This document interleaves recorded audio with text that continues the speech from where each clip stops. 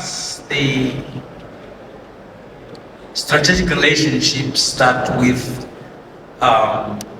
the industry that brings value out of mining. And just for by way of one data point, as an attempt at statistics here, our mining cluster within the CSIR makes over 60% of its income by working with industry. That gives you a sense of the relevance of the cluster. The mining houses know how to do mining very well, but there are adjacent innovations that can be brought to bear, particularly for the CSIR that looks at about 12 industries in which innovation is key. And some of these industries include industries that have equivalent complexity as you find in mining.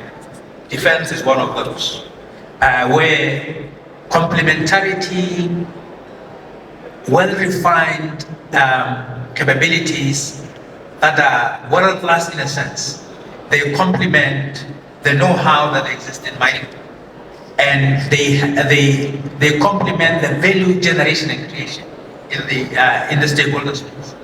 And as a result, we find relevance in what they do. And with the complexity that is there, self-interest is important. The business of mining is to make money. But in the same time, they have to worry about safety and security. We wedge ourselves in terms of the safety in mining for zero harm.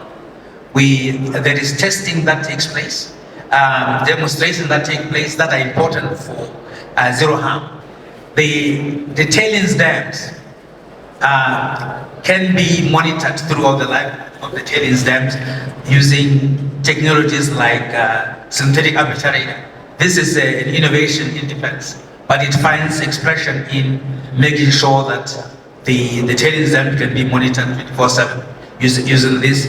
And the mining houses do not have this as their core business, this adjacent innovation. But at the same time, it adds a layer of data in terms of being able to get good decisions in doing that.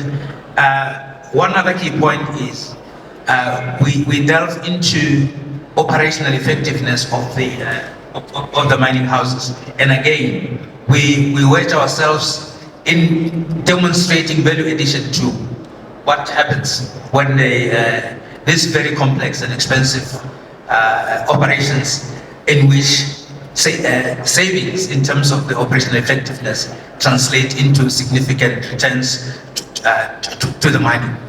Another, perhaps at the very end of the closure of mines, is important that these towns where mining takes place, they retain some sort of economic sustainability. As TIA, how do you ensure that the funding that you manage doesn't go towards just really rewarding what is already being done and failing to leapfrog or drive that innovation, change, and a very different way of working for the mining sector?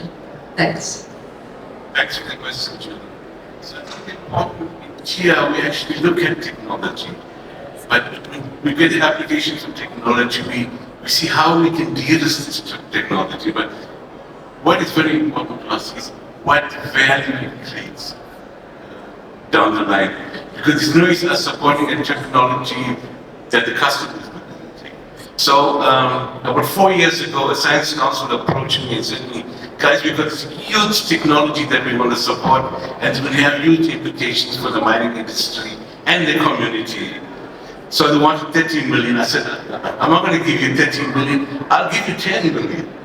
But if you come with 10 million, we need to get the other basically 20 million. So together mine came in, eventually that 10 million jumped up to 17 million, and Mintech Science Council, they actually came in and they funded also with UP. So that collaboration actually built a huge plant in the Witbank area. but they use bugs to get rid of the sulfur out of the AMD. The community was very happy because now we had potable water to have agriculture. I can give you technologies. So in terms of the iron body that goes on the conveyor belt, usually historically, you take that sample, you'll go and test it for 3 hours, come back, then the guys will know, well, this is what is on the conveyor line. But we supported the technology that basically grew to 14 countries. They do inline testing of that. So basically the guy sees, when the operator sees basically when the result is not straight away, this is the result. Basically, in technologies we supported in sensor technologies where you look at flocculation, flotation, PSD. We always add value to the value chain to say what implement basically is a company sustainable. I can go the whole way of saying we always look at feasibility, viability, sustainability, but I'll stop there. Thank you.